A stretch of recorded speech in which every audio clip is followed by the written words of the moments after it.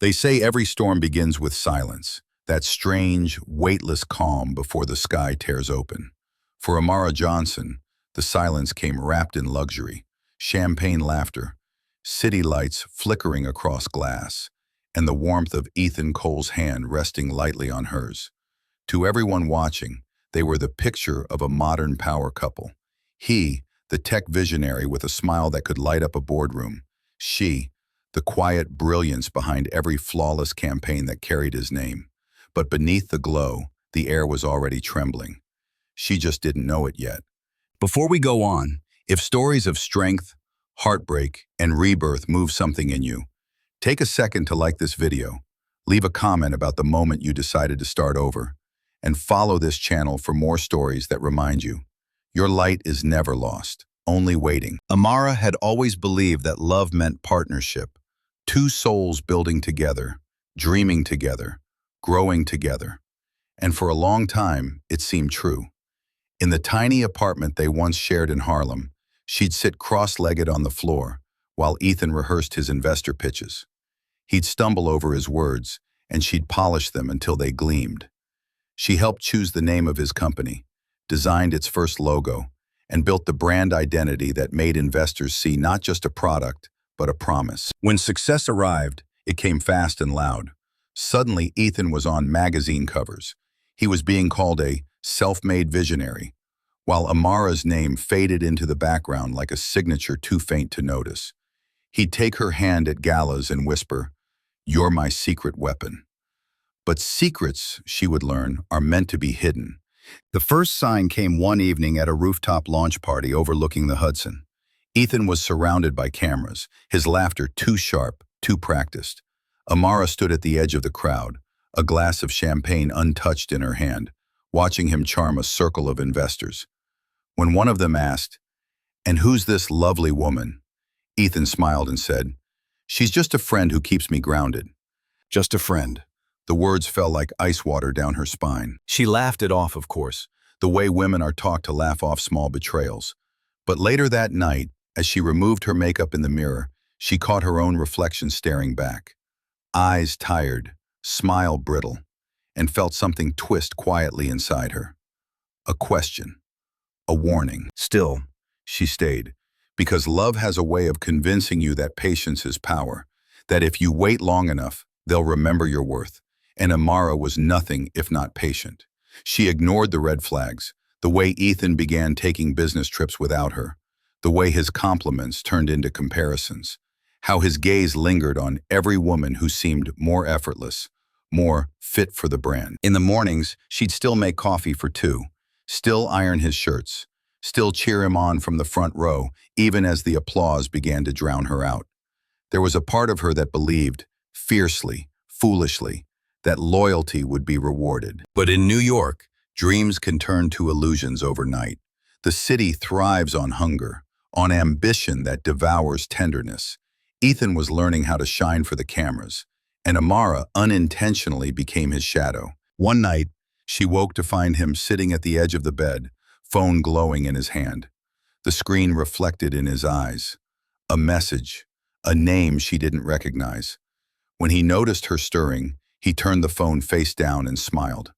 That same charming smile that could erase doubt with ease. "Go back to sleep, babe," he whispered. "You worry too much." She did, but not enough.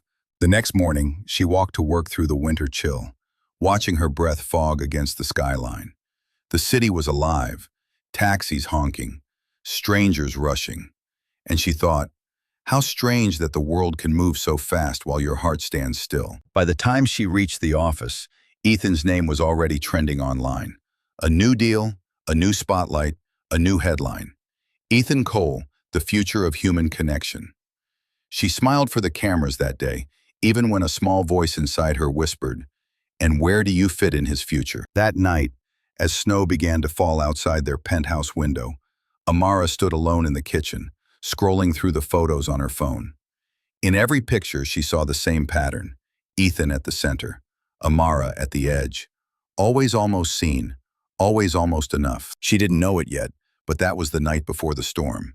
The night before the first betrayal would shatter the world she thought she built. And years later, when she'd look back on that moment, She'd realized something she couldn't see then. The storm wasn't the end. It was the beginning of the woman she was always meant to become. There's a kind of beauty that can only exist in illusion. A curated perfection built from camera angles and carefully chosen words. For months, Amara lived inside that illusion, smiling through the cracks of a life that was starting to crumble beneath the weight of Ethan Cole's rising fame. To the world, they were unstoppable. The power couple of Manhattan. He, the visionary tech founder, disrupting human connection through innovation. She, the woman always a step behind him, elegant, composed, the one who made it all possible. But the truth, as it often is, was less cinematic and far more suffocating. Ethan's company, PulseLink, had exploded almost overnight.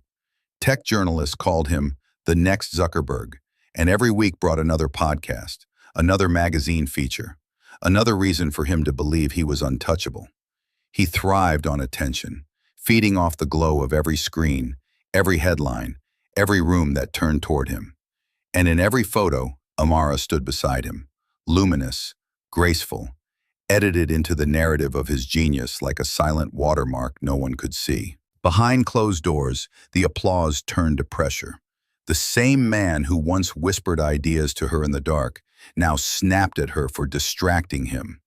He spent hours rehearsing his speeches in front of the mirror, then turned to her not for comfort, but for correction. "Your tone was off," she'd say gently. He'd roll his eyes. "You always focus on flaws." She began to recognize the pattern, how every compliment came with a warning, how his affection dimmed whenever her confidence brightened. When she landed a feature in Adweek for her design work, he smiled thinly and said, "Good for you, babe. Just don't let it distract you from helping me prep for the demo next week." He didn't mean to sound dismissive, or maybe he did, but the message was clear. His dream mattered more. At first, she tried to rationalize it. He was under pressure. He was tired. It was just a phase. She told herself these things because she'd built her world around him, and admitting the cracks meant admitting the foundation might never have been solid. But the loneliness crept in quietly, between meetings, between interviews, between moments when his phone would light up with messages he didn't explain.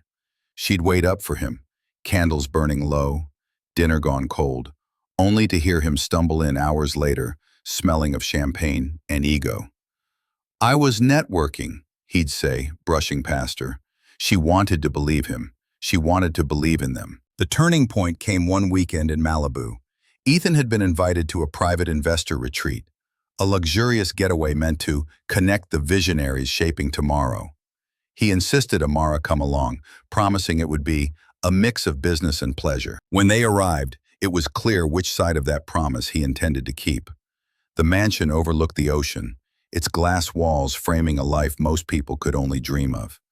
Inside, laughter echoed. Investors, influencers, models, and the unmistakable hum of ambition filling the air. Amara, ever the quiet observer, noticed the shift immediately. Ethan wasn't her partner here. He was a performer, slipping easily into a role that required charm without conscience. And then she saw her, the new investor's daughter, Chloe Lang. Blonde hair, sun-kissed skin, laughter like crystal. The kind of woman who never needed to try. Chloe was magnetic, effortlessly at ease, the center of every conversation. And Ethan, who once used to look at Amara as if she held the universe in her hands, now couldn't stop looking at her. Later that night, on the patio, Amara watched them from a distance, their silhouettes framed against the pool's reflection. The ocean roared beyond the glass. Ethan leaned closer, whispering something that made Chloe laugh. It wasn't romantic, not yet, but it was a fracture. And fractures, left unattended, become fault lines. When Ethan finally returned to their suite, his shirt was unbuttoned, his voice soft with wine. "Don't start," he murmured when he saw her face. "You're reading into things again.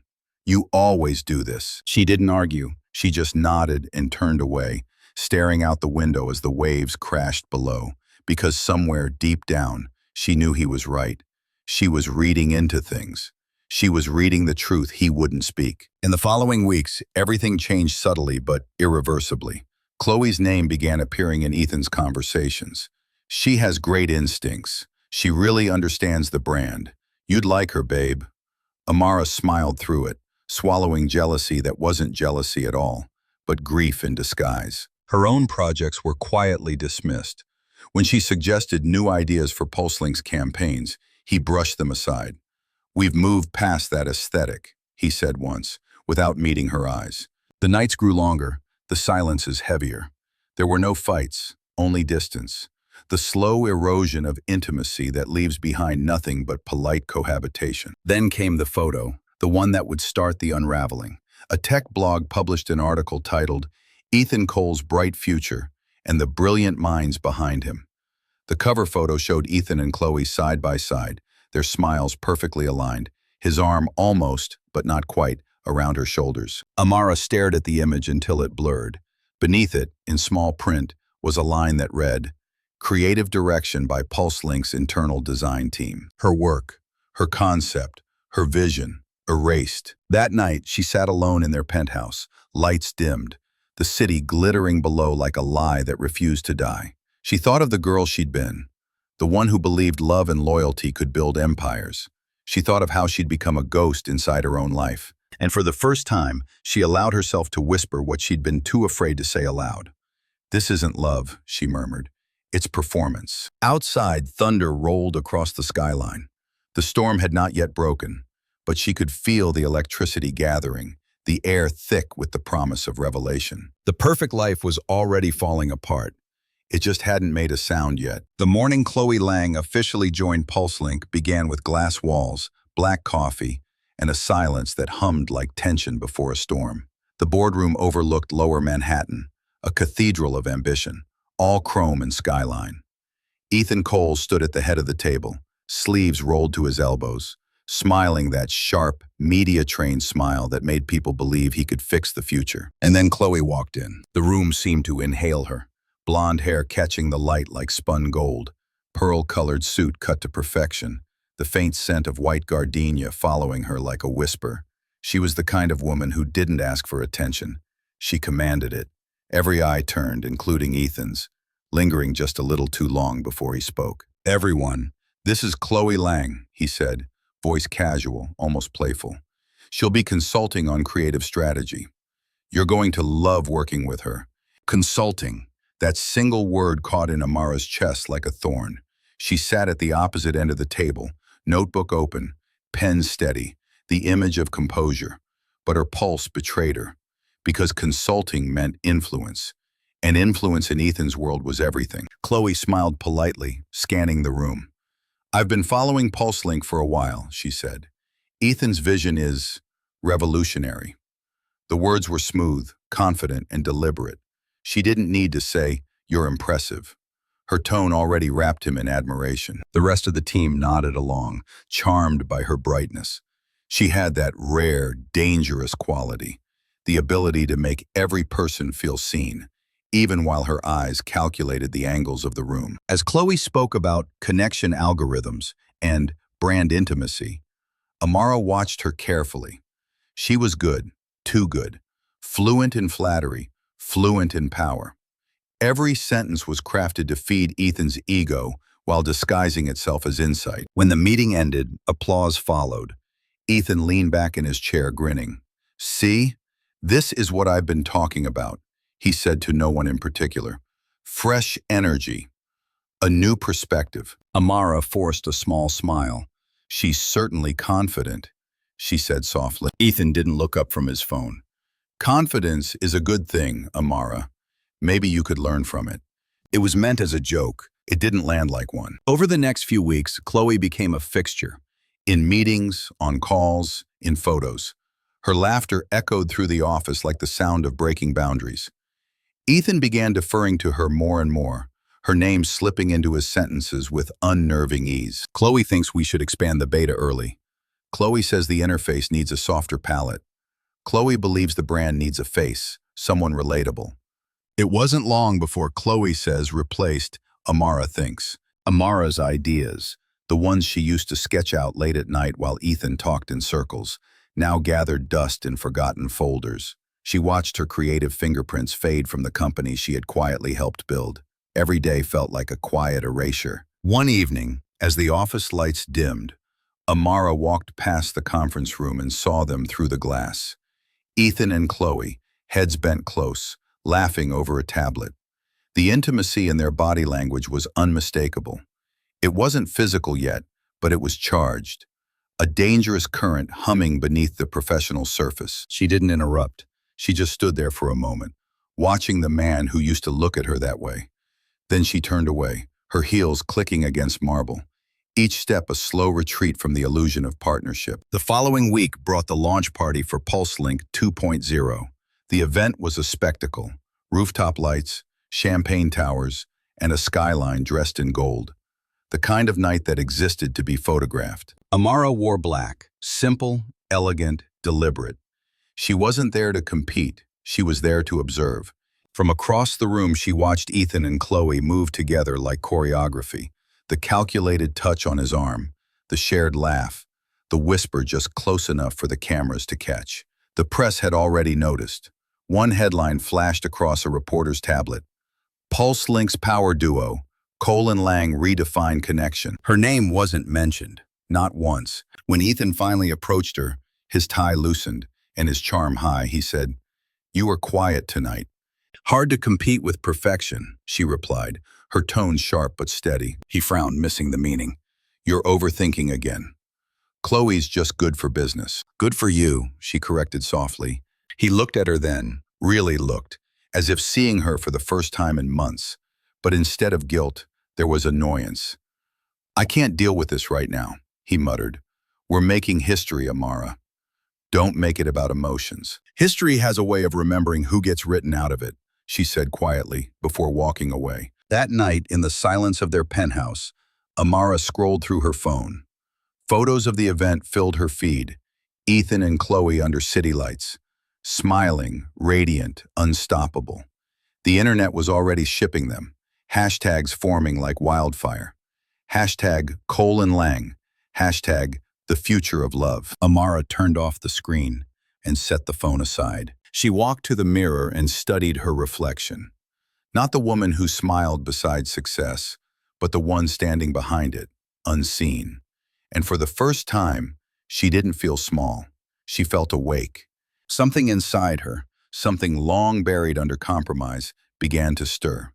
Because the blonde in the boardroom might have been beautiful, but she wasn't invincible. And Amara Cole had spent too long being silent in a story that was still hers to reclaim. The illusion was cracking.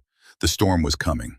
And this time, Amara wasn't afraid of the lightning. There are moments in life when silence becomes its own violence. When it's not what's said that wounds you, but what's been deliberately left unsaid. Amara learned this in the cruelest way possible. It began with an announcement. One bright Monday morning, the PulseLink team gathered in the glass atrium, coffee cups in hand, faces lit by the pale glow of digital screens. Ethan stood at the front, radiating confidence, his voice smooth and magnetic. Behind him, the massive display screen showed the words, PulseLink 2.0, the new era of human connection. Underneath it, the credits scrolled, names of contributors, designers, engineers, each one neatly listed in sleek, modern font. But one name was missing, hers. Amara blinked once, then again, as the realization spread like ice through her veins. She searched the screen, line by line, certain it was a mistake. But no, there was no trace of her. The woman who had crafted the campaign's visual identity, who had built the emotional core of its message, erased. The applause that followed felt distant, muffled, like it came from underwater. Ethan smiled at her across the room, that easy public smile he used for cameras, as if he hadn't just deleted her existence from the company's story. When the meeting ended, she approached him, heart pounding but voice steady. "Ethan," she said, "my name wasn't on the credits." He barely looked up from his phone. "Yeah, we made some last-minute changes. Chloe thought the focus should be on the team leads, not everyone involved." "But I was one of the leads," Amara replied. "You said yourself Amara." He finally met her eyes, his expression carefully neutral. "It's not personal. We just streamlined the presentation, that's all." Streamlined. The word hung in the air, sterile and devastating. She stared at him for a moment, feeling something inside her fracture. It wasn't just anger, it was grief. The kind of grief that comes from realizing you've been quietly replaced in a world you helped build. That evening, the internet erupted with praise for the new campaign. Articles, interviews, posts, all celebrating PulseLink's visionary duo, Ethan Cole and Chloe Lang. Their photo, smiling beneath the company's neon logo, was everywhere. The perfect team, the future of human connection. Amara scrolled through the coverage with numb fingers. Her designs, her color theory, her typography, all there. The entire aesthetic was hers, yet her name appeared nowhere. She went to the bathroom, splashed cold water on her face, and stared at her reflection. For the first time, she didn't recognize the woman looking back. Her success had been stolen, her voice rewritten, her identity deleted, pixel by pixel. Over the next few days, the shift became unbearable. Chloe began speaking for Ethan in meetings, finishing his thoughts, redirecting ideas, commanding the attention that once belonged to Amara. It was subtle at first, a correction here, a suggestion there, until it became obvious that Chloe wasn't just a consultant anymore. She was the narrative. And Ethan let it happen. Worse, he encouraged it. When Amara tried to raise concerns, he called her too emotional. When she presented new concepts, he said they were off-brand. When she grew quiet, he accused her of not being a team player. One night, after another tense argument in their penthouse, he said it without hesitation. "Maybe you should take a step back for a while," Ethan muttered, pouring himself a drink. "You're burned out. Chloe can handle things while you rest." Amara froze. "While I rest? You're sidelining me." He sighed, as if she were being unreasonable. "I'm trying to help you. You're clearly not yourself lately." She wanted to scream, but instead she just whispered, "No, Ethan.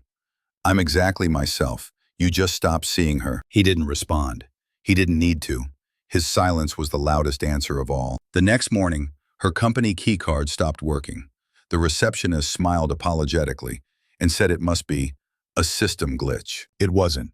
Her email access vanished. Her projects were reassigned. And by Friday, she received a message from HR, cold, clinical, signed, "Best regards." Effective immediately, your role as creative director will be dissolved. Thank you for your contributions to PulseLink's success. No signature from Ethan. No explanation. No goodbye. Just gone. For 2 days, Amara didn't leave the apartment. The city moved outside her window like a film she was no longer a part of. She sat at her desk, staring at the remnants of a life she'd built. Drafts, sketches, prototypes. All evidence of a story she'd written in invisible ink. And yet, amid the devastation, something began to shift inside her. At first, it was faint, a flicker of disbelief hardening into clarity. She realized what Ethan had done wasn't an accident. It was a pattern of taking her ideas, her labor, her love, and repackaging them as his own. He hadn't just erased her from the company, he had erased her from himself. But he had made one fatal mistake. He underestimated her memory. Amara had saved everything: early drafts, time-stamped concept files, prototype videos, all with metadata that traced the origin back to her. Proof, not just of her work, but of his betrayal. And as she opened the files one by one, a strange calm settled over her. Because the truth wasn't gone. It was waiting, hidden beneath the surface, like embers under ash. She had been erased, yes, but erased things can always be rewritten. And Amara Cole, the woman he had tried to delete, was about to become the author of her own return. The storm wasn't just coming anymore. It was already here. The night Ethan Cole's empire began to crack was the kind that started with applause. It was PulseLink's global showcase, the pinnacle of his ambition. The world had gathered to witness what he called a revolution in connection. Celebrities, investors, reporters, all dressed in silver and champagne tones beneath the glittering Manhattan skyline.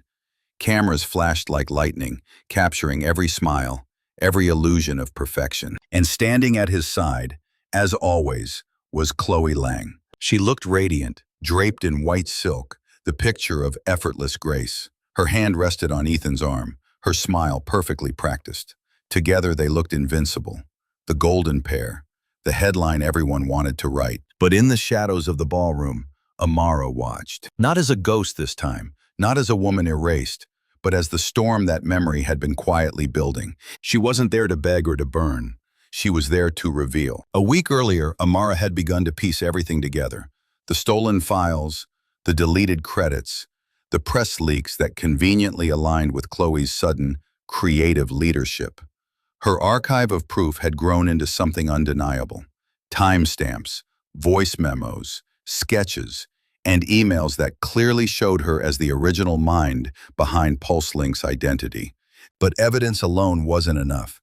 She wanted truth to be seen, so she had done what Ethan never expected her to do. She went to the people he valued most, his investors. Quietly, methodically, she showed them the receipts, the plagiarism, the manipulation, the exploitation. Some ignored her, others didn't. And one of them, the most powerful of them, decided to watch. That was why, when Ethan took the stage that night, a particular set of eyes were fixed on him, not with admiration, but with suspicion. Connection, Ethan began, his voice amplified across the rooftop. It's not just technology. It's emotion. It's trust.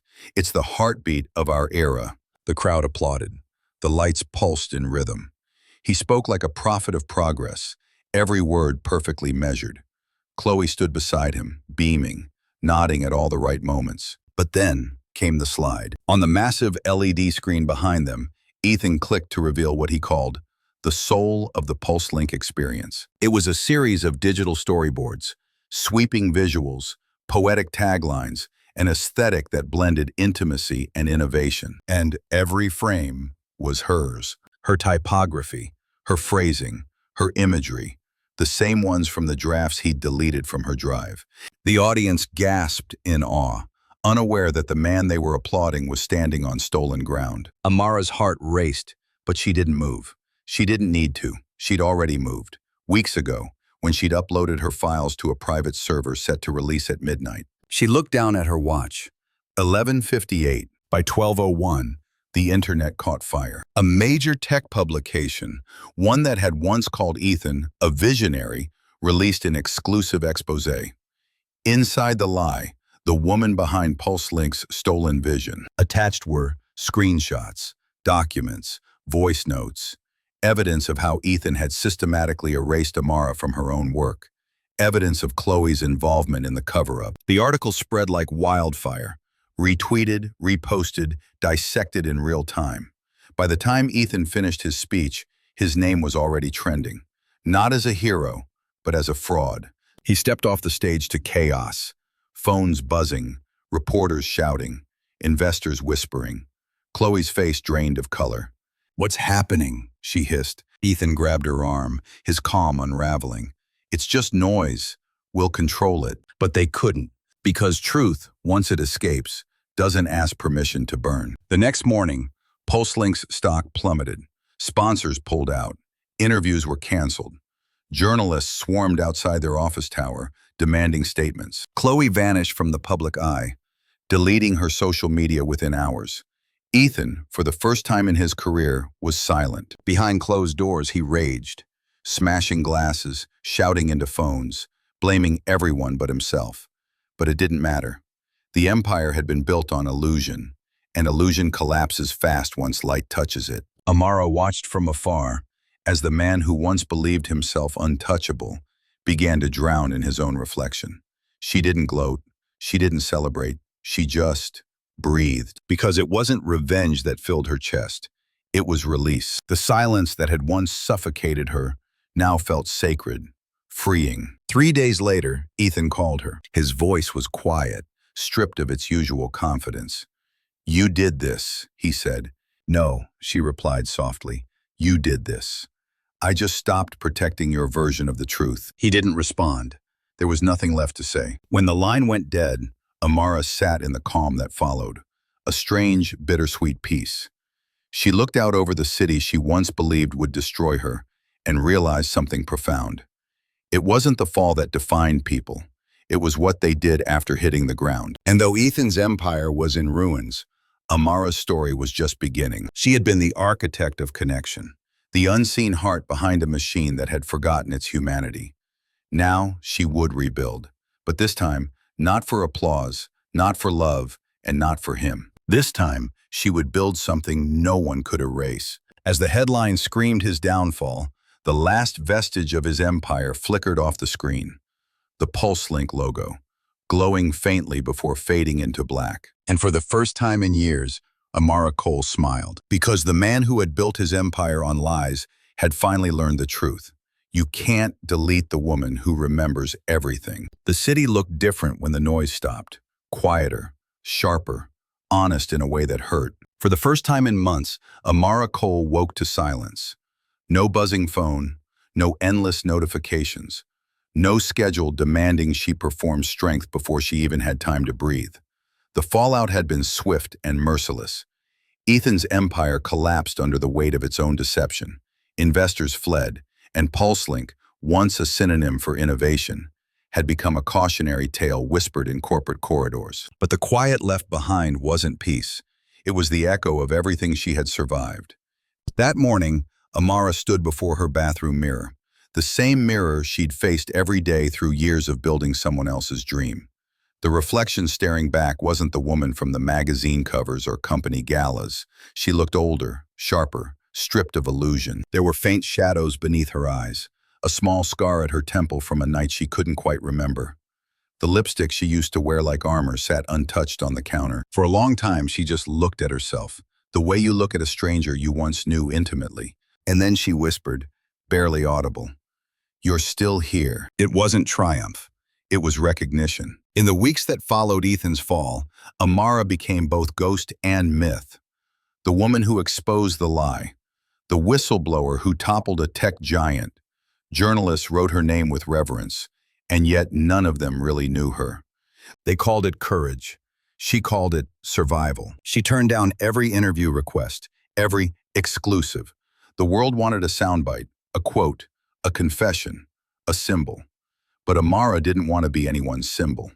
She wanted to exist quietly, on her own terms, for the first time in her adult life. So she moved. A small apartment in Brooklyn. Light through tall windows, chipped paint, the hum of traffic below. No penthouse skyline, no sleek marble. Just space. Space to think. Space to feel. At night, she sat by the window with a cup of tea, watching the lights flicker in the distance. The city never slept, but for once, she didn't have to race it. One evening, as she sorted through old boxes, she found something she hadn't seen in years, her original sketchbook. The one she'd started before PulseLink, before Ethan, before everything blurred. The pages were yellowed, filled with rough charcoal drawings, hands reaching for each other, faces half-finished, fragments of poems in the margins, and at the very back, a note written in her own looping handwriting. Create something that outlives you but doesn't own you. She remembered writing that. Late one night in her tiny studio apartment, when she still believed art could heal anything, before she fell in love with a man who convinced her that power was just another word for love. She ran her fingers over the faded ink, and a strange warmth bloomed in her chest, grief and hope intertwined. Maybe this was what rebirth felt like. Not fireworks or victory speeches, just quiet acknowledgement of pain and persistence existing side by side. But peace is never linear. One afternoon, as she walked through a cafe in Soho, she saw him. Ethan Cole. He sat alone in the corner, unshaven, eyes hollow. The man who once commanded rooms now looked like he was trying to disappear inside one. The world had moved on, but he hadn't. For a moment, their eyes met. The air tightened. He rose, hesitated, then approached her table. "Amara," he said softly. His voice was smaller now. "I didn't expect." She interrupted gently. "You never did." He flinched. They stood in silence for a long time. The world outside went on. Coffee grinders, laughter, traffic. But between them hung the wreckage of a love that had been equal parts brilliance and ruin. Finally, Ethan spoke. "I read the article again. The one about me. About you. I just wanted to say," his voice cracked, "I'm sorry." Amara looked at him. Really looked. Once his apology would have broken her open. Once she would have rushed to fill the silence with forgiveness. But now she understood something profound. Closure doesn't always come from the person who hurt you. Sometimes it comes from realizing you no longer need their words to be free. "I hope," she said quietly, "you learn to live without an audience." Then she turned, walked out, and didn't look back. That night, she dreamed of mirrors, infinite reflections of herself standing in a white room. In each one, she was a different version. The woman who stayed, the one who left, the one who fought, the one who fell. And in the center stood the version she'd become, steady, unafraid, unadorned. When she woke, the city was still dark. She went to the mirror again, just as she had that morning weeks ago. The same reflection, the same eyes. But this time, something had changed. She didn't see what she had lost. She saw what she had found. Herself. Amara picked up her old sketchbook, opened it to a blank page, and began to draw. The lines came easily now, free, imperfect, alive. Outside, dawn began to bleed across the skyline. And as light filled the room, Amara realized that sometimes the most powerful revenge isn't destruction. It's becoming whole in the aftermath of being broken. Because the truest mirror isn't glass, it's growth. And when she finally saw herself clearly, she understood. Ethan's fall had never been her ending. It was her beginning. The morning light in Brooklyn was different now. It didn't blaze, it breathed, soft, golden, deliberate, like the city itself was giving her permission to begin again. Amara Cole sat cross-legged on her floor, surrounded by sketches, notes, coffee stains, and chaos. The good kind of chaos, the kind that hums with possibility. The world had burned, and from its ashes, she was building something new. Her hands, once used to signing contracts and sealing deals, were blackened with charcoal dust. Her hair was messy, tied back with an old ribbon. There was no glamour in this rebirth, only work, sweat, and an honesty that frightened and freed her in equal measure. For the first time, she wasn't chasing legacy.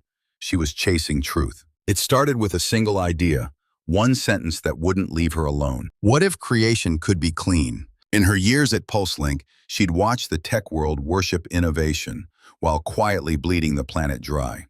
Lithium mines disguised as progress, data farms dressed up as the future. Everyone wanted growth, but no one asked what it cost. Now, sitting on the hardwood floor of her apartment, Amara began to sketch a different kind of company. One that didn't consume but regenerated. Not PulseLink 2.0, not revenge, not redemption by proxy, something purer. She called it Luma, not an empire, a movement. Its mission was simple: build technologies that healed instead of harmed, tools that made people feel connected, not addicted, designs that honored silence as much as sound. For the first time, she was designing without the hunger for validation. Every choice, every line, every word of her manifesto came from a deeper place. A kind of wisdom you only earn by losing everything. Weeks turned into months. The world outside began to whisper her name again. A journalist leaked that Amara Cole was back, not as a CEO, but as something stranger, a visionary, a survivor building something beautiful from the wreckage. Social media lit up with speculation. Was this a comeback? A redemption arc? A PR stunt? She ignored it all. She didn't owe anyone a narrative. She owed herself a life. Each morning she worked with small teams, engineers, artists, environmental scientists, people who believed in purpose over profit. They met in a shared studio filled with plants and sunlight instead of glass walls and polished lies. Ideas spilled like music, and slowly, something real began to take shape. Luma's first prototype wasn't a device. It was an interface, a soft, living ecosystem that responded to human emotion, using biometrics not to sell ads, but to soothe anxiety, prevent burnout, remind people to rest. It wasn't just tech, it was empathy coded into light. When the first test model glowed under her fingertips, Amara cried, not because it worked, but because it felt right. One afternoon, she found herself walking by the old PulseLink building. It stood like a monument to everything she'd endured. Glass facade cracked, logo half removed, weeds pushing through the pavement. She stood there for a long time. A woman in a navy suit passed by and whispered, "You're her, aren't you? Amara Cole." Amara smiled softly. "I used to be." Then she turned and walked away. That night, she wrote in her journal, "You cannot rebuild with the same blueprints that destroyed you. You have to draw new ones, with gentler hands, with slower ink. But rebirth is never without ghosts. Sometimes, late at night, she'd still dream of Ethan. Not the man, the shadow he left in her life. The version of herself she'd become under his influence. Sharp, ruthless, hollow. In the dream, they stood on opposite sides of a glass wall. He reached for her. She reached back.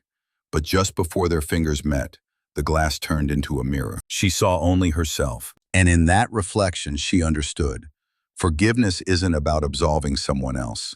It's about reclaiming the parts of you they convinced you to hate. By the end of that year, Luma launched quietly. No press release, no celebrity investors, just a website that opened with 7 words. It spread like wildfire. Not because it was marketed, but because it resonated. With burnt-out workers, disillusioned dreamers, people desperate for something gentler. And though the world tried to crown her again, Amara, the Phoenix founder, she didn't play along. She stopped giving interviews entirely. Instead, she started teaching. In community centers, small art schools, anywhere that would have her. Not about tech, but about trust, about the art of beginning again. On the anniversary of PulseLink's collapse, Amara stood alone on her rooftop, watching the city flicker like a constellation of second chances. The skyline didn't intimidate her anymore. It inspired her. She realized the blueprint she'd drawn for her rebirth wasn't made of steel and ambition. It was made of tenderness, clarity, and the courage to stay soft in a world that rewarded cruelty. And as dawn stretched across the horizon, Amara whispered into the wind, a vow not to the world, but to herself. Never again will I build something that asks me to disappear to make it succeed. The blonde in the boardroom was gone. The architect of her own light remained. And beneath the hum of the city, Amara, the woman who once mistook survival for success, finally understood that rebirth isn't about becoming new. It's about returning to who you were before the world taught you to break yourself just to belong. The first time Amara thought she was healed, she was standing in front of a mirror, her reflection haloed by morning light.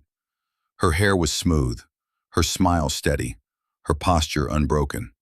She looked like someone who had moved on, the kind of woman people point to and say, she made it out. Because later that night, she saw an ad for PulseLink's relaunch under new ownership, a fresh logo, a sanitized history, and a tagline that cut through her like a blade. Innovation never dies. Her breath caught in her throat. The past, it seemed, had a cruel sense of humor. Amara thought she had buried that version of herself, the one who had lived on caffeine and adrenaline, who smiled through betrayal and called it resilience. But now her body remembered what her mind had tried to forget. Her pulse quickened, her chest tightened, and before she could stop herself, she was scrolling through the article, devouring every line like a wound reopening. The faces were new. The promises were the same. She slammed her laptop shut, but it was too late. The ghosts had found her again. That night, she couldn't sleep. The city outside her window pulsed with life, but inside, everything felt still. The kind of stillness that comes right before a storm. She made tea, though she didn't drink it. She tried to read, though the words blurred. She told herself this was just a setback, just a flicker of memory. But the truth whispered back. Healing is not linear. It doesn't move like an arrow. It spirals, circles back, tests your strength in quiet, cruel ways. The next morning, she canceled her meetings. For the first time in months, she allowed herself to stop pretending she was okay. Days passed in strange rhythms. Some mornings, she woke with energy, wrote, designed, laughed with her small team at Luma.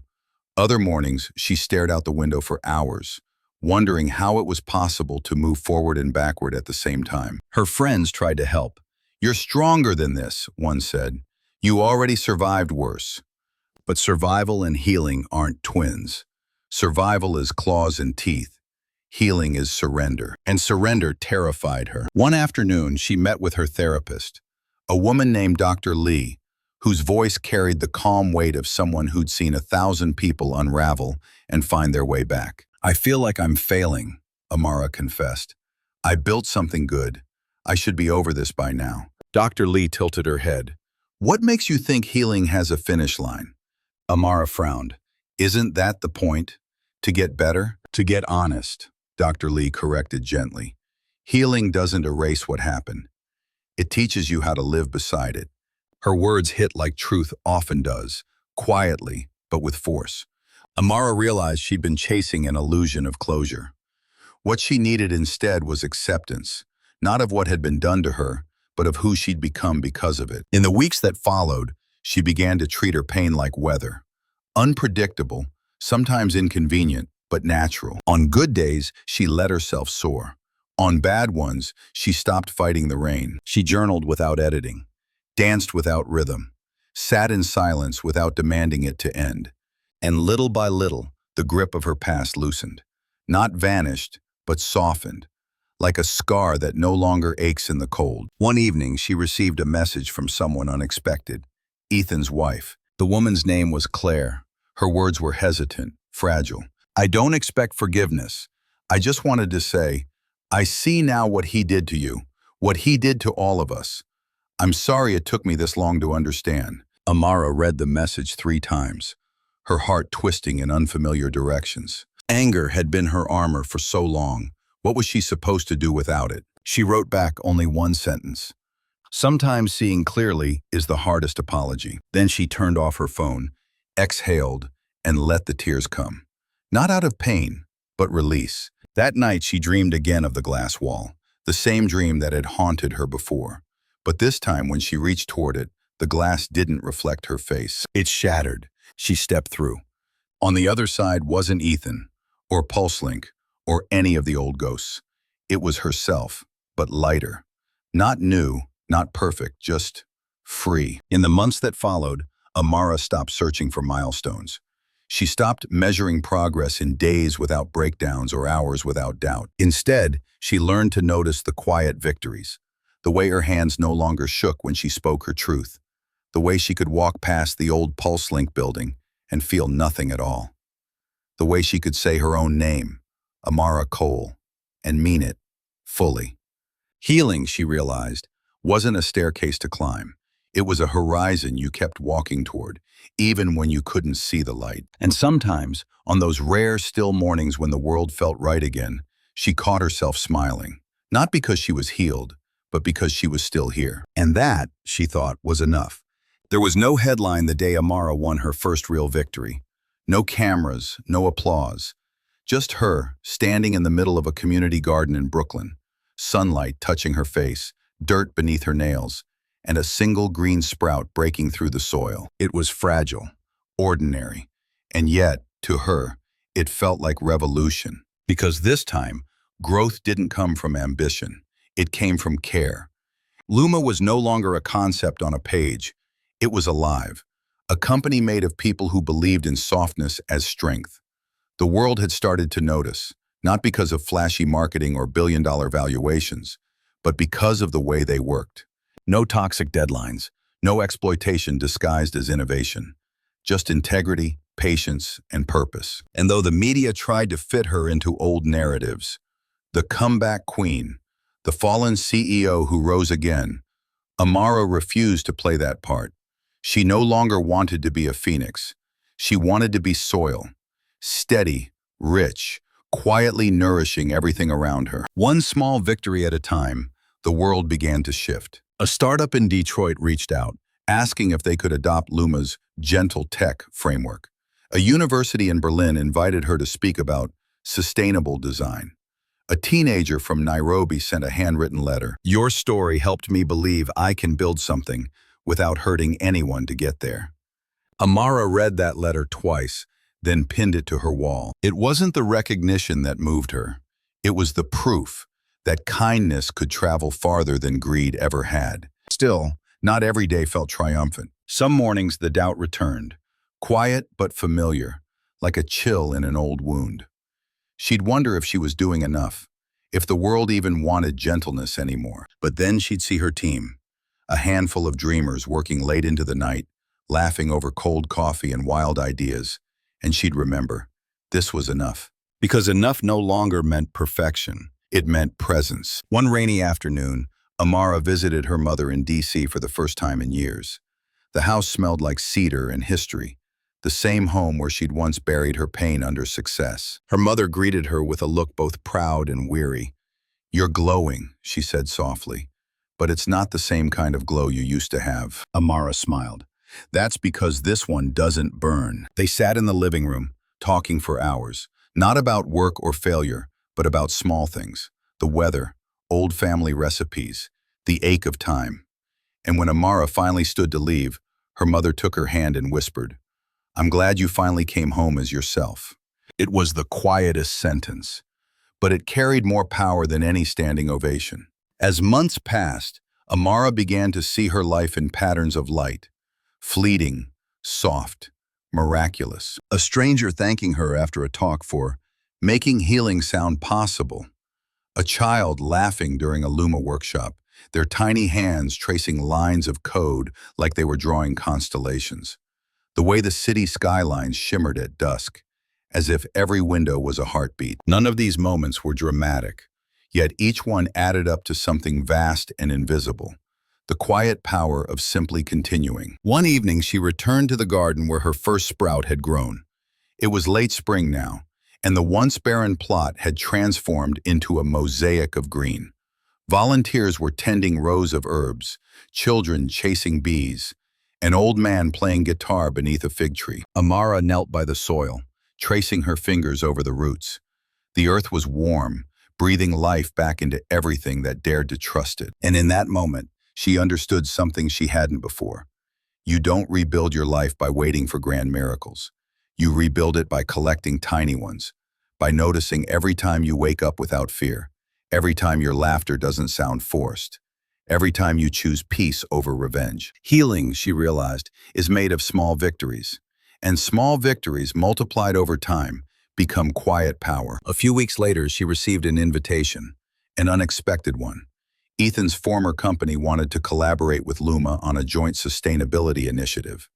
A PR move, surely, but also a test. The Amara of the past might have slammed the door, but this Amara smiled, took a breath and replied, "We'll do it, but only if transparency is the first line of the contract." When the project launched, it wasn't framed as reconciliation, it was transformation. Her name no longer shadowed by his, her legacy no longer defined by the fall. For once, she wasn't reclaiming power. She was embodying it. That night, she walked home alone beneath a sky painted in indigo. No fanfare, no drama, just quiet pride humming beneath her ribs. She passed by a shop window and caught her reflection. Soft eyes, tired smile, posture relaxed.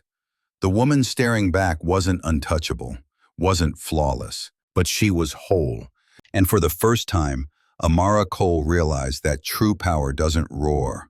It doesn't demand attention or domination. It grows like roots beneath the surface, steady, invisible, unstoppable. The world may never write songs about her victories, but they would feel her work in the air they breathed, in the light that filled their screens, in the quiet reminder that gentleness is a kind of strength too. And as the city lights flickered against her face, Amara whispered to herself, not as a declaration, but as gratitude. This is what it means to win. The envelope arrived on a Thursday.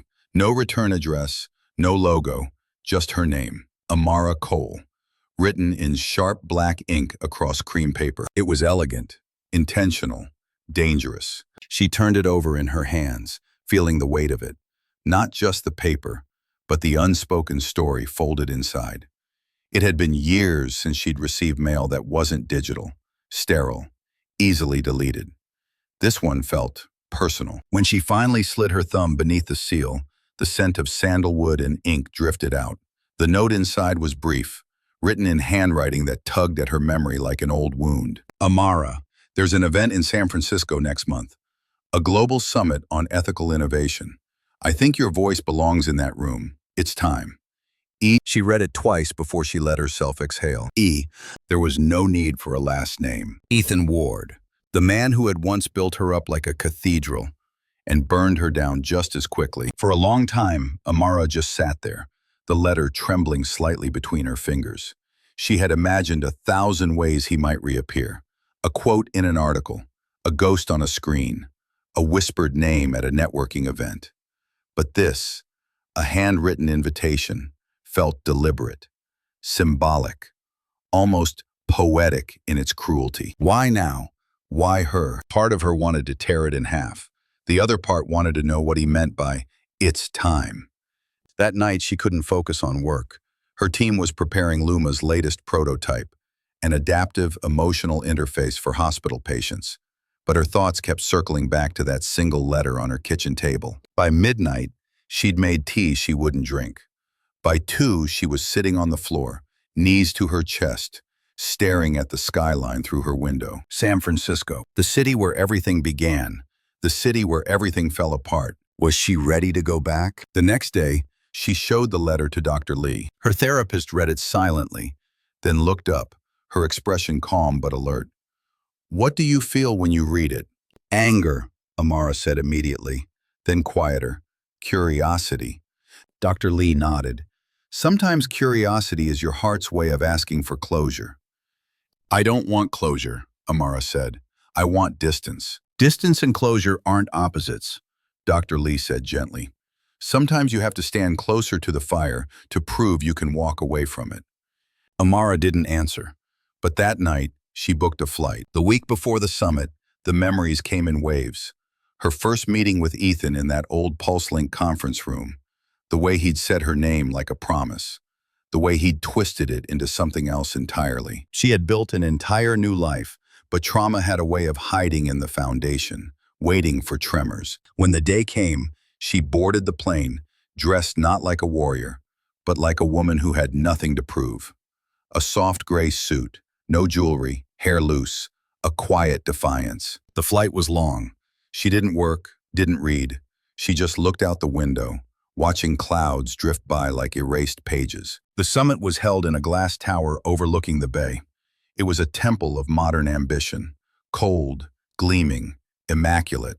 The kind of place where people smiled with their teeth and meant it only halfway. Amara walked through the lobby with her badge clipped to her lapel. Amara Cole, Luma Technologies. Heads turned, whispers followed. She had become legend, the woman who rose, fell, and built something gentler from the ruins. And somewhere in that crowd, she knew he was watching. The first time she saw Ethan again, he was standing by the floor-to-ceiling windows, sunlight glancing off his watch. Older now, sharper around the eyes, his confidence still weaponized, but dulled by time. When their eyes met, he smiled, that same disarming smile that used to make her forget who she was. Only this time, it didn't work. "Amara," he said, voice warm, rehearsed. "You came." She tilted her head, her expression unreadable. "You invited me." He laughed lightly. "I wasn't sure you'd accept." "I didn't come for you," she said. "I came for the conversation." That stopped him. For a moment, the mask slipped, just enough for her to see the flicker of something real beneath it. Regret? Admiration? It didn't matter. The panel began. The room was full of CEOs, innovators, and idealists, the kind of people who believed they were shaping the world, though few ever stopped to ask for whom. Ethan spoke first, smooth and polished, the way he always was. He talked about responsibility, transparency, and the new era of humane technology. When it was Amara's turn, she didn't stand behind the podium. She stepped in front of it. Her voice was calm, deliberate. "Technology doesn't need to be humane," she said. "People do. If you build from greed, you'll always call it progress. If you build from fear, you'll always call it innovation. But if you build from empathy," she paused, "you'll start creating things that actually deserve to exist." The room fell silent, even Ethan. And in that silence, Amara realized something profound. She wasn't the same woman who had once fought for power in rooms like this. She was the one who now defined what power meant. When it ended, Ethan approached her again, quieter this time. "You've changed," he said. Amara smiled, not with triumph, but with peace. "No, I've just stopped mistaking survival for success." He nodded slowly, perhaps understanding for the first time what she'd been trying to build all along. And as she walked away, the letter, his invitation, slipped from her pocket, carried by the wind toward the bay. She didn't turn to catch it. Some invitations, she thought, are meant to be opened. Others are meant to be released. When Amara's flight touched down in New York, the sky was bruised with the last traces of sunset, violet fading into gold, like a wound healing. The city pulsed beneath her again, alive, impatient, familiar. But something inside her had shifted. She didn't feel triumphant. She didn't feel broken. She just felt ready. For years, she'd run from that version of herself who'd loved too hard, trusted too deeply, fallen too far. But San Francisco had changed that. Seeing Ethan again hadn't reopened her scars. It had sealed them. He was no longer a storm. He was weather that had passed. And now, New York didn't look like a battlefield anymore. It looked like a canvas. The next morning, she walked into Luma's studio before anyone else arrived. The space was quiet except for the low hum of the city outside. Taxis, wind, life. She stood in the middle of the room, surrounded by unfinished prototypes and sketches taped to the walls. For the first time, she could see the whole picture. Not just the technology, but the soul behind it. This wasn't a company. It was a conversation between pain and purpose. And she was finally fluent in both languages. Later that day, as her team trickled in, one of them, a young designer named Layla, handed her a tablet. "You should see this," she said, eyes wide. Amara looked down. It was an article. "The Ethics of Empathy, How Luma is Quietly Redefining the Future." There was no sensationalism, no mention of her past, just truth.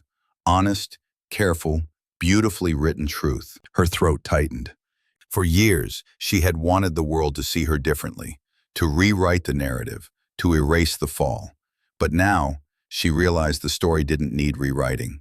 It just needed to be continued. That evening, Amara went for a walk through her old neighborhood, the same streets where she'd once hustled from subway to boardroom, her heels striking pavement like a heartbeat. Now she walked slower.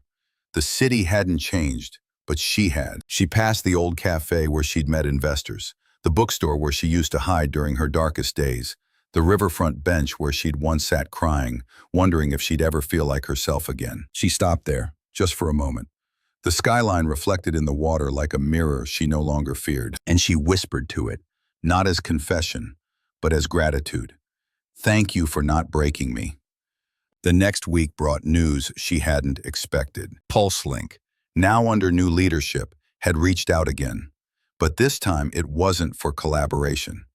They wanted her to keynote their annual conference. At first she laughed. The irony was almost cinematic. The place that had once erased her now wanted her to speak about integrity. But when she read the full message, her laughter softened into something else. The new CEO, a woman named Sofia Alvarez, wrote with sincerity, not strategy. "Your story changed how we look at leadership. We're trying to build differently now. We'd be honored if you'd share what you've learned." Amara stared at the screen for a long time. The idea of returning to PulseLink, the epicenter of her unraveling, felt surreal, terrifying, inevitable. Dr. Lee's voice echoed in her mind. "Sometimes you have to stand closer to the fire to prove you can walk away from it." So she said yes. The day of the conference, she wore white, not as purity, but as reclamation. When she stepped onto the PulseLink stage, the room fell silent. Some of the faces were new, some painfully familiar, and yet she felt no tremor of fear. She looked up at the massive screen behind her, her name glowing in elegant font. Beneath it, the title of her talk, "The Cost of Building Without a Soul." She began softly. "When I stood on this stage years ago, I believed power meant control. I believed success meant never showing pain. I believed the world rewarded strength and punished softness." She paused, her eyes sweeping the room. I was wrong. Every word that followed came not from her mind, but from the scar tissue of her heart.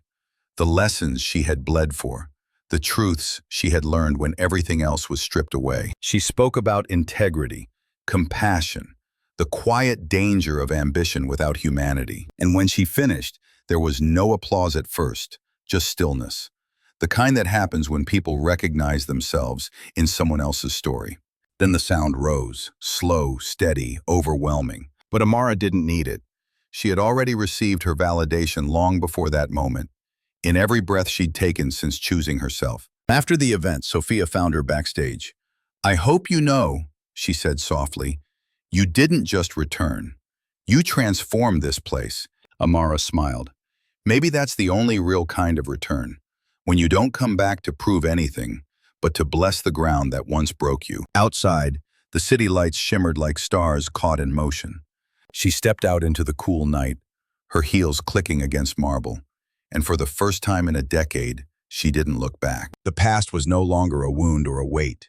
It was a landmark, proof that she had once been there and found her way out. That night, Amara stood again on her rooftop, the same one where she had once whispered her vow never to disappear for success. The wind carried the hum of the city, millions of lives overlapping, each one burning, breaking, beginning again. She looked out over it all and smiled, her voice barely a breath.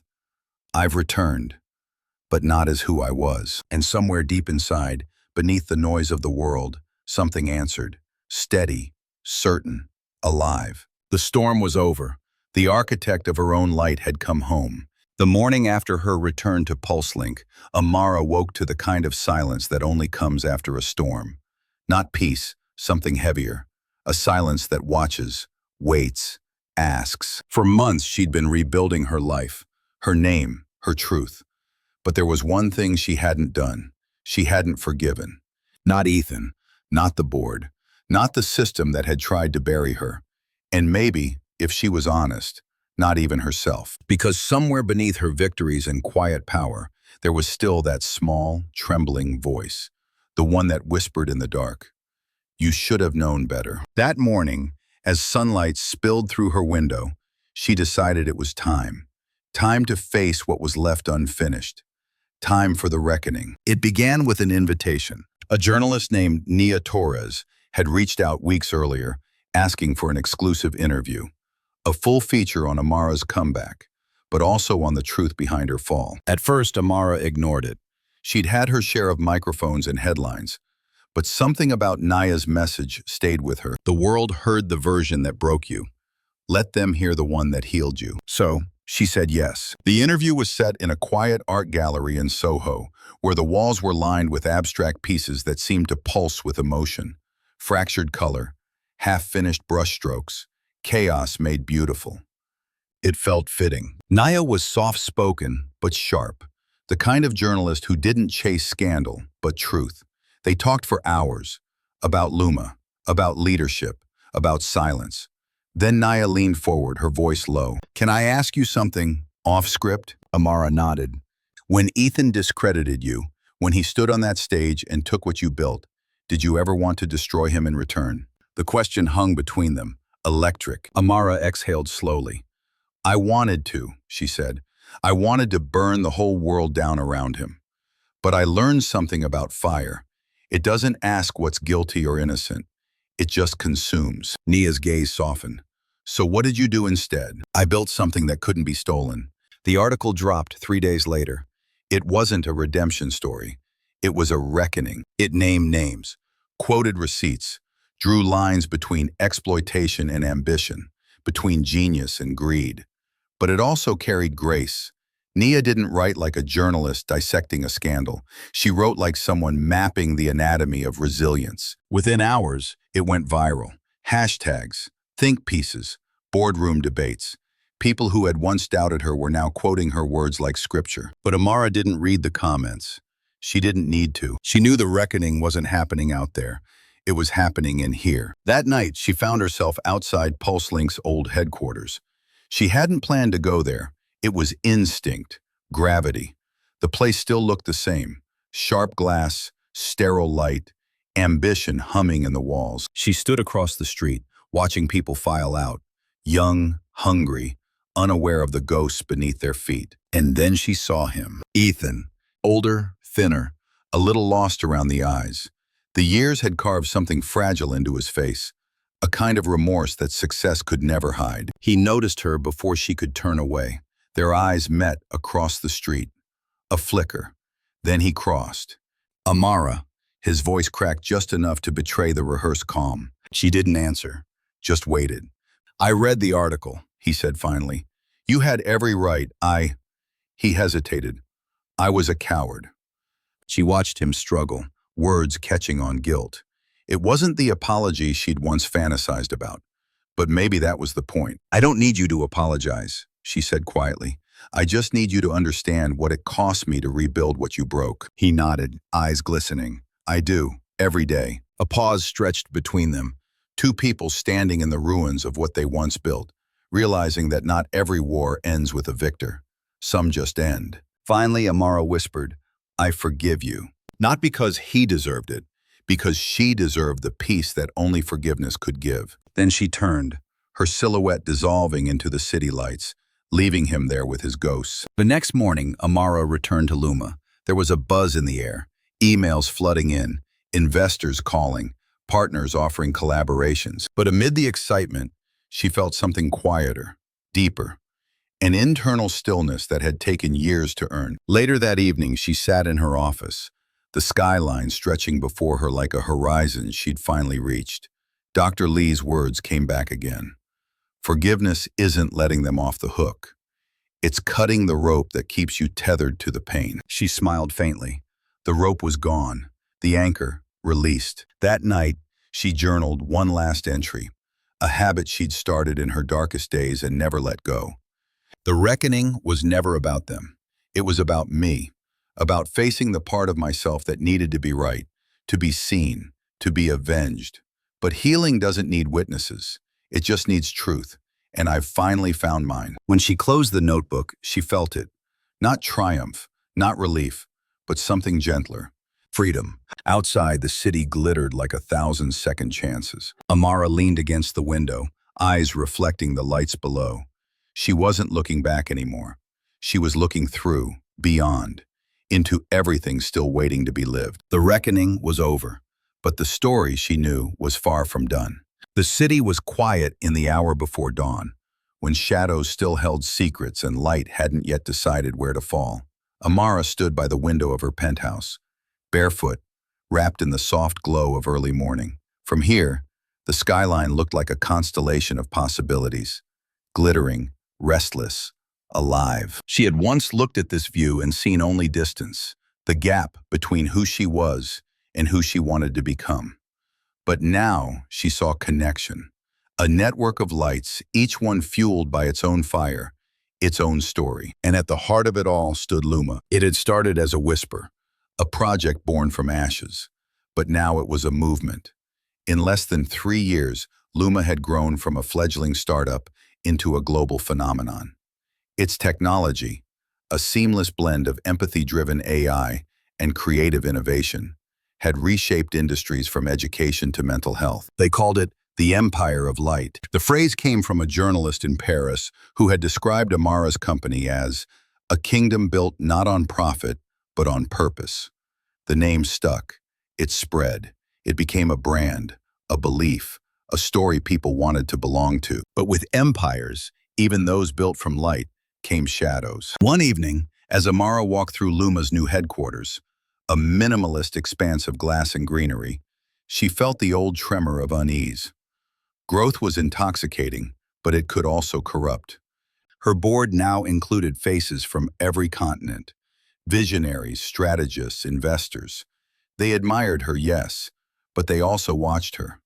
The more Luma grew, the more people tried to claim a piece of it. That night, after the last meeting, her operations chief, Marcus, lingered by the door.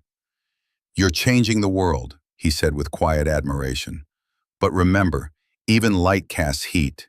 Be careful it doesn't burn you. Amara smiled, though the warning stayed with her. Months passed.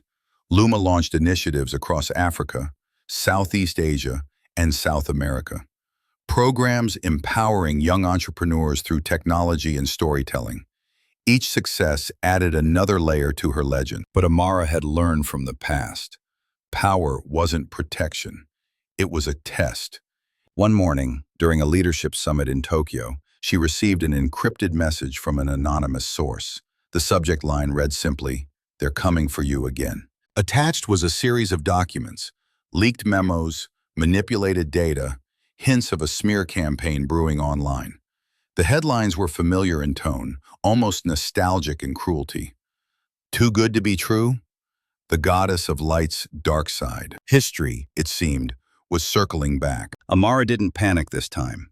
Instead, she called an emergency meeting with her leadership team. The room filled with tense faces, and the low hum of disbelief. "This isn't about truth," she said evenly. "It's about control. Someone wants to test how transparent we really are." Marcus leaned forward. "Do you think it's pulse link?" Amara hesitated, then shook her head. "No, this feels different, smarter, closer." They spent the next 48 hours tracing digital footprints, running audits, and preparing public statements.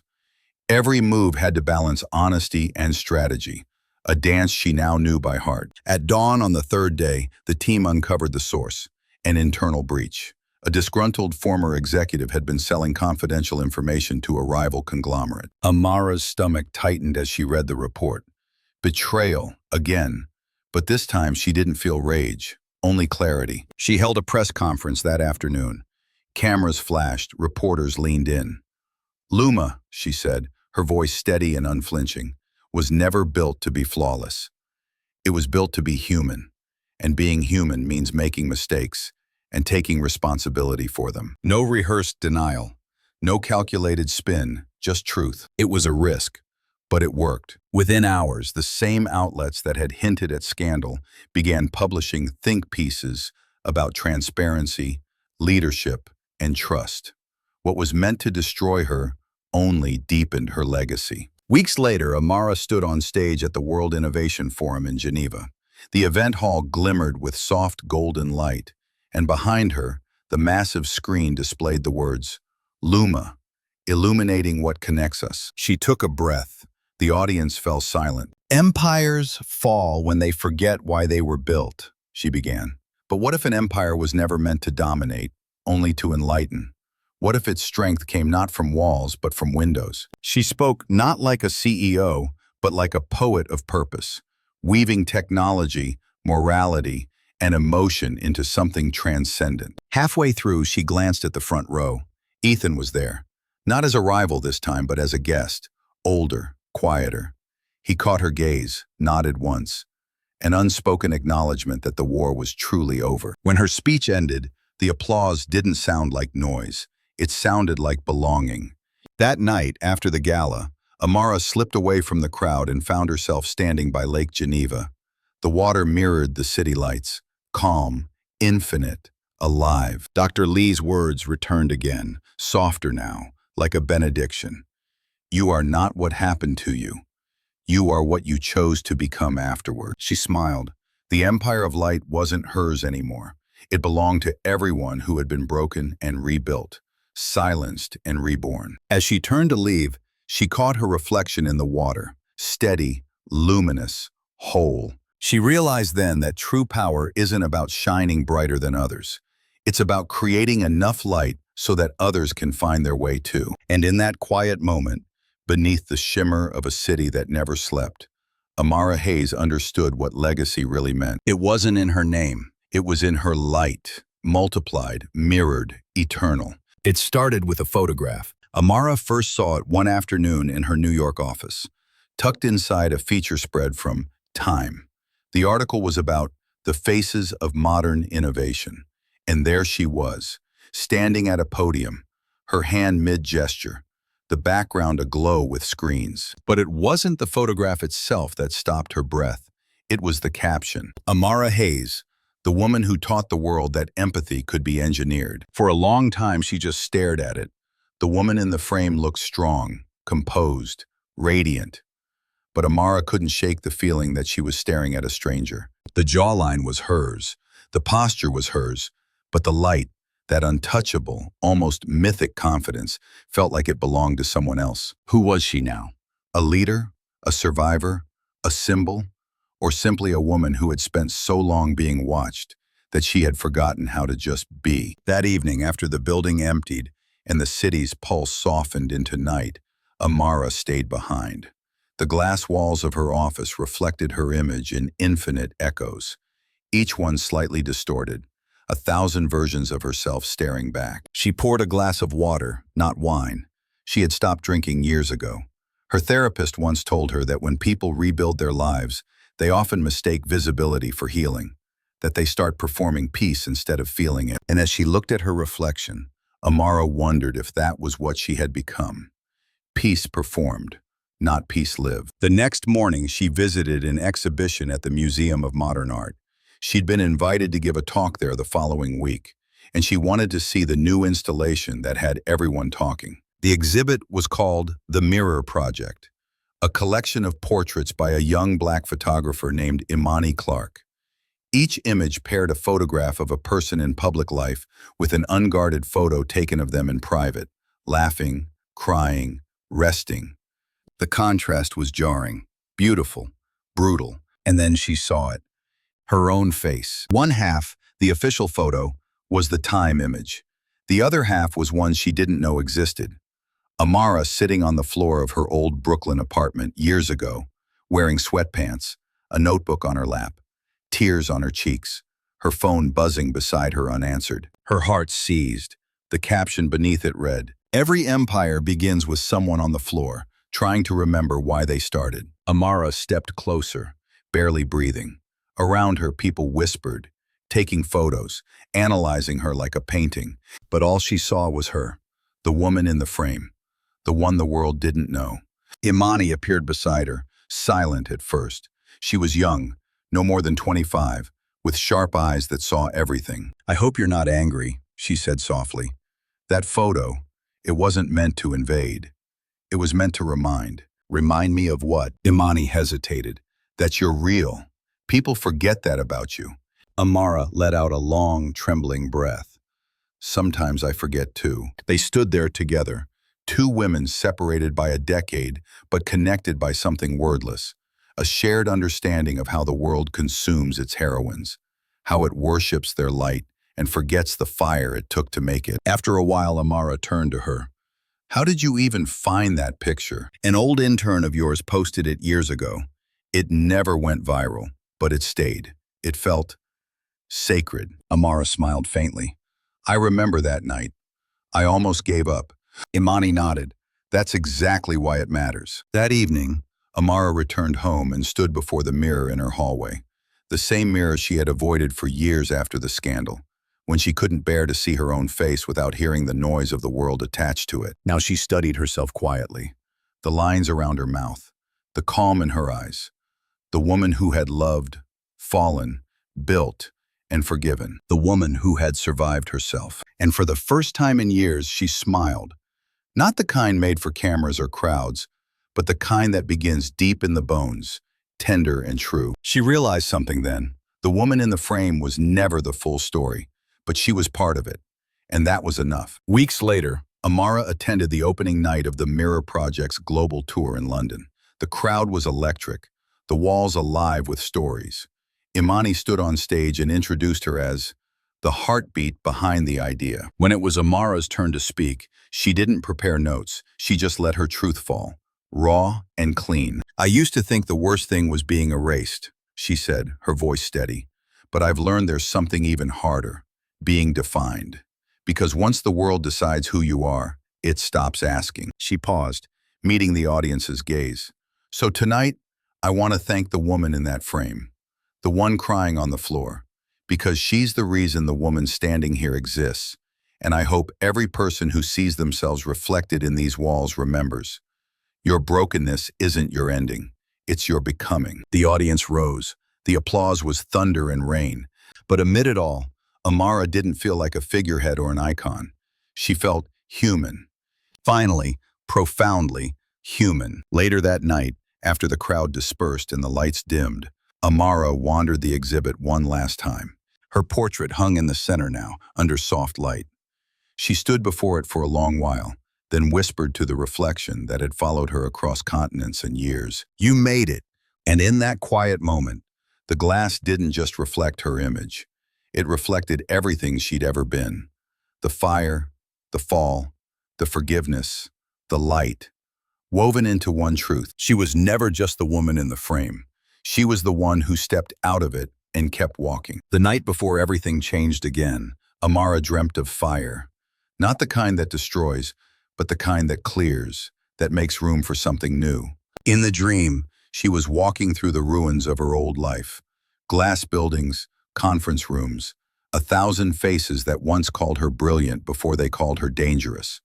But beneath the smoke and ruin, something flickered. a soft, steady light pulsing from the ground like a heartbeat. When she knelt to touch it, the fire didn't burn, it warmed. And when she woke, she understood. The ashes weren't where her story ended.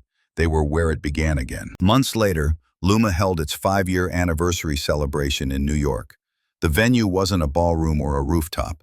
It was an open-air community center downtown, built in the same neighborhood where Amara had once lived with nothing but her notebooks and borrowed hope. The crowd wasn't filled with CEOs and billionaires this time. It was filled with teachers, artists, single mothers, and students.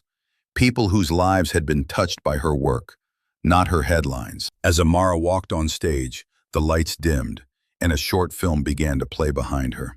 It wasn't a highlight reel of her success. It was a montage of the journey. Her fall, her silence, her rebirth.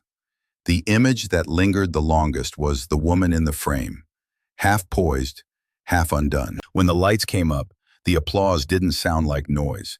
It sounded like forgiveness. Amara took a deep breath and began to speak. 5 years ago, she said, I thought my life was over. My name was erased, my work stolen, my voice drowned out by the echo of what people wanted to believe about me. I thought the fire had taken everything, but I was wrong, because what I didn't realize then was that beneath the ashes, beneath the humiliation, the fear, the loss, there was still light. Small, fragile, but alive. And it was waiting for me to see it. Her voice caught, and for a moment, she let the silence hold her words.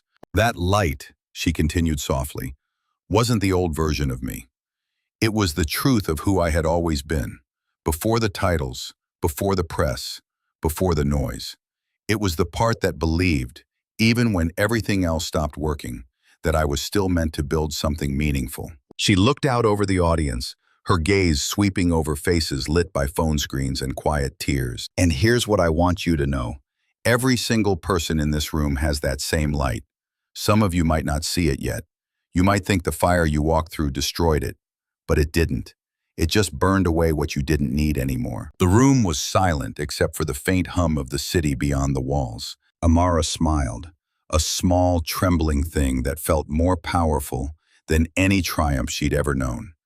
I used to think survival meant coming back stronger, she said, but now I know it means coming back softer, more human, more willing to feel everything, the pain, the love, the forgiveness, the hope. Her tone grew stronger, her words pulsing like a heartbeat. We live in a world that worships resilience but forgets the tenderness it takes to stay open after you've been broken.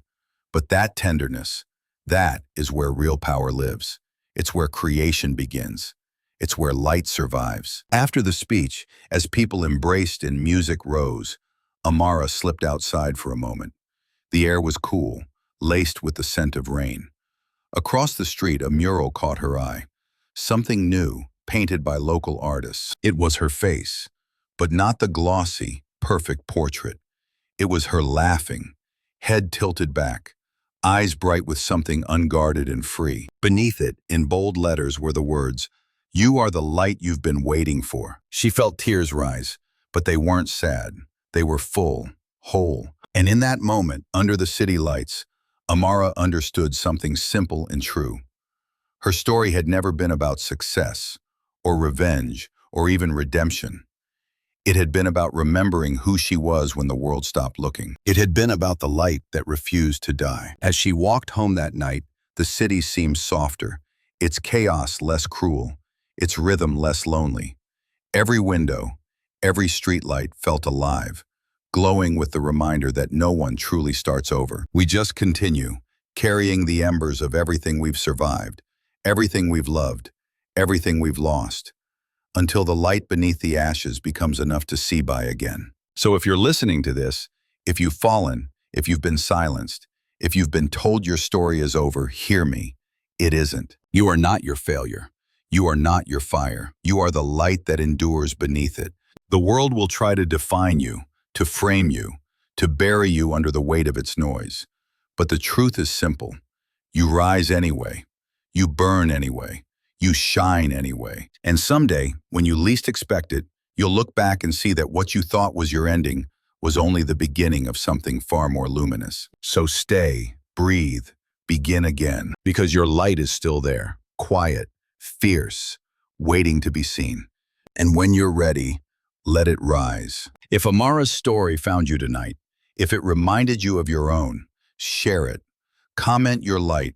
Follow this journey, not for her, but for the part of you that's still burning beneath the ashes. Because that's where all rebirth begins. Not in perfection, but in the fire that refuses to go out.